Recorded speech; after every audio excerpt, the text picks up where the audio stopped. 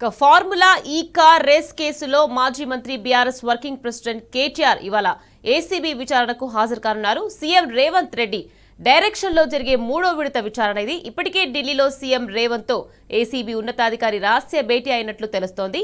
ఇక కేటీఆర్ విచారణ సందర్భంగా బంజారాహిల్స్ పరిధిలో 1500 మందితో బందోబస్తు ఏర్పాటు చేశారు. ఇది ముమ్మాటికి రాజకీయ కక్షేనని బీఆర్ఎస్ శ్రేణులు మండిపడుతున్నాయి.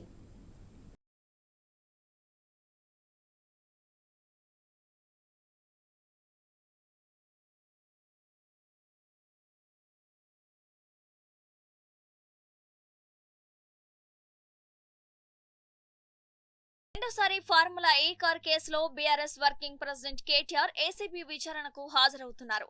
బంజారాహిల్స్ లోని ఏసీబీ కార్యాలయంలో విచారణ జరగనుంది.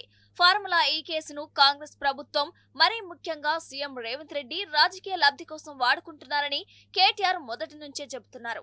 ఈ కేసులో ఎలాంటి అవినీతి లేదని, విచారించదగిన పని అసలే లేదని, తన వైఫల్యాలను కప్పిపుచ్చుకునేందుకు, ప్రజల్లో వస్తున్న వ్యతిరేకత దృష్టి మరల్చేందుకు రేవంత్ తన అనుకూల మీడియాతో ఈ కేసును వండి వార్చుతున్నారని అన్నారు.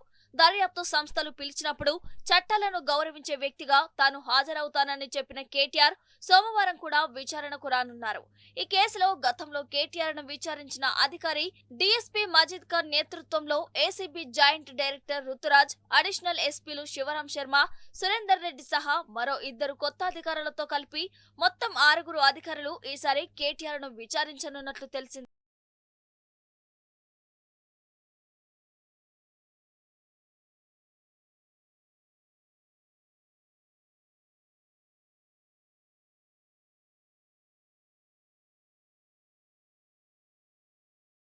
ప్రతిపక్ష నేతగా ఉన్నప్పటి నుంచి బీఆర్ఎస్ వర్కింగ్ ప్రెసిడెంట్ కేటీఆర్ పై రేవంత్ రెడ్డి కక్ష పెంచుకున్నారు.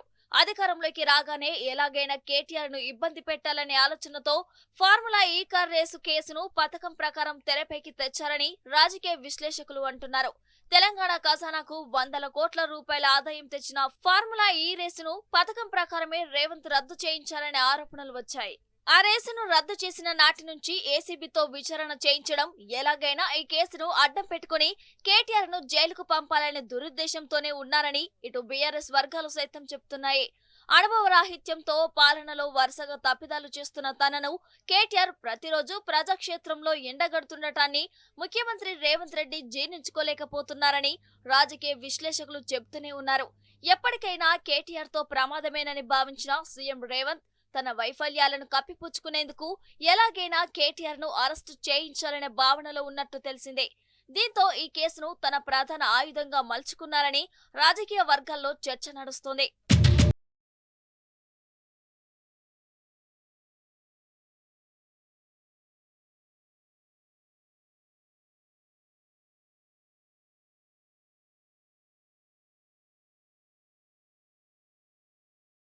కేటీఆర్ ను ఫార్ములా ఈ కేసులో ఇరికించేందుకు ప్రభుత్వం విశ్వ ప్రయత్నం చేస్తున్నట్టు తెలుస్తోంది. 18 నెలలుగా కేవలం ఈ ఒకే కేసుపైనే ముఖ్యమంత్రి రేవంత్ రెడ్డి ప్రత్యేకంగా ఒక పోలీసు బృందాన్ని కూడా ఏర్పాటు చేసి విచారణ జరిపిస్తున్న విషయం తెలిసిందే. కేటీఆర్ ను ఎలాగైనా ఈ కేసులో ఇరికించి జైలుకు పంపాలని పోలీసు అధికారులకు లక్ష్యాన్ని నిర్దేశించినట్టు కూడా ప్రచారం జరుగుతోంది. ఈ క్రమంలో తెలంగాణ ఏసీబీకి చెందిన ఓ ముఖ్య ఉన్నతాధికారిని ఇటీవల ఢిల్లీకి వెళ్లిన సీఎం రేవంత్ రెడ్డి అక్కడికి పిలిపించుకొని మాట్లాడారని విశ్వసనీయ వర్గాల సమాచారం. వారిద్దరూ కాంగ్రెస్ కు చెందిన ఒకరిద్దరు న్యాయ నిపుణులతో ఈ అంశంపై కూలంకషంగా చర్చించినట్టు తెలిసిందే. అయితే కేటీఆర్ ను ఇప్పటికిప్పుడు అరెస్టు చేస్తే జరిగే పరిణామాలపై కూడా ఢిల్లీలో చర్చించినట్టు సమాచారం. ఒకవేళ కేటీఆర్ ను అరెస్టు చేస్తే హైదరాబాద్ లోని ఏసీబీ కోర్టు నుంచి తెలంగాణ హైకోర్టు, సుప్రీంకోర్టు వరకు ఎలాంటి పరిణామాలు ఉండొచ్చు, వాటిని ఎలా ఎదుర్కోవాలి, ఆ కేసును సమర్థంగా హైకోర్టు, సుప్రీంకోర్టులో వాదించగల సీనియర్ న్యాయవాదులు ఎవరున్నారు, వారికి ఎలాంటి ఫీడింగ్ ఇవ్వాలి, ఎలాంటి ఆధారాలు సమర్పించాలి అనే కోణాల్లోనే ఢిల్లీలో మంతనాలు సాగించినట్టు సమాచారం. కేటీఆర్ ను కనీసం 60 రోజులకు పైగా జైల్లో ఉంచాలనేది వారి చర్చల సారాంశంగా తెలిసిందే.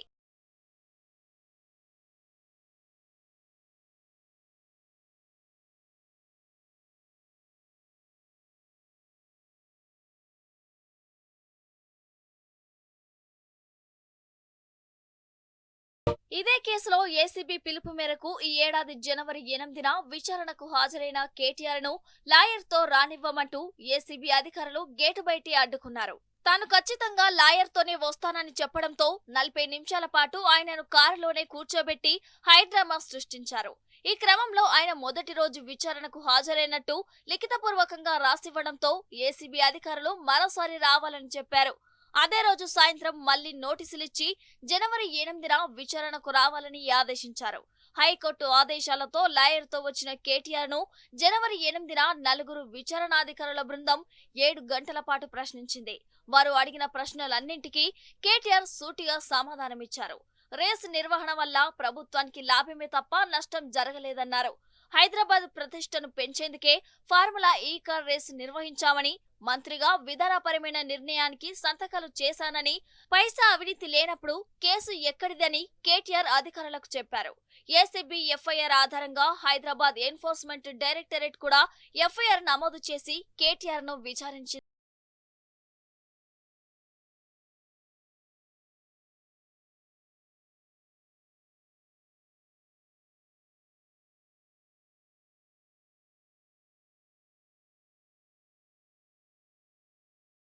కేటీఆర్ విచారణకు వస్తున్నారని తెలిసి తెలంగాణ వ్యాప్తంగా ఆయన అభిమానులు, బీఆర్ఎస్ శ్రేణులు భారీగా తరలివచ్చే అవకాశం ఉందన్న ఇంటెలిజెన్స్ సమాచారంతో పోలీస్ శాఖ అప్రమత్తమైంది. బంజారాహిల్స్ చుట్టుపక్కల, జూబ్లీహిల్స్ లోని కొన్ని ముఖ్యమైన ప్రాంతాల్లో భారీ బందోబస్తు ఏర్పాటు చేసింది. ఒక్క బంజారాహిల్స్ ఏసీబీ కార్యాలయం పరిధిలోనే సుమారు 500 మందికి పైగా సిబ్బందితో మోహరించనున్నారు. తెలంగాణ భవన్, నందినగర్, బీఆర్ఎస్ ప్రముఖ నేతల ఇండ్ల వద్ద ఉదయం నుంచే బందోబస్తు ఏర్పాటు చేసేందుకు సన్నాహాలు చేశారు. మొత్తంగా సోమవారం నాటి కేటీఆర్ విచారణకు సుమారు 1500 మందికి పైగా సిబ్బందిని బందోబస్తు కోసం సిద్ధం చేసినట్టు తెలిసిందే.